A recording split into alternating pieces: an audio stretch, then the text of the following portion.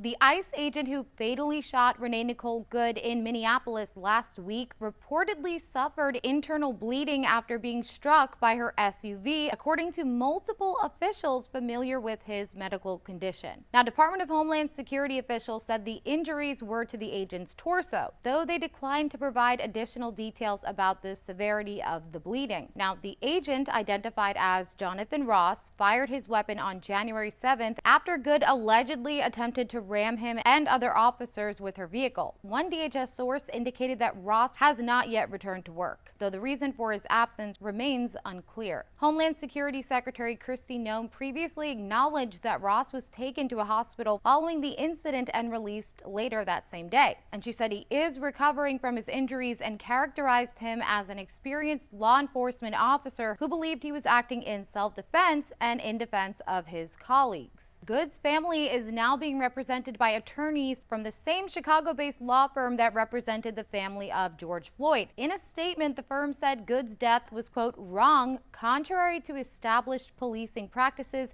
and procedures, and should never happen in today's America. The attorneys emphasized that the family wants to, quote, honor her life with progress toward a kinder and more civil America. They do not want her used as a political pawn, but rather as an agent of peace for all. The firm said it plans to pursue a civil investigation into the shooting as well. On Wednesday, Minnesota, along with cities of Minneapolis and St. Paul, participated in a Zoom hearing related to a lawsuit against the federal government seeking to halt an increase in ICE activity. Now, a district judge ultimately declined to issue a temporary restraining order against ICE operations, indicating she would require additional evidence before issuing a ruling.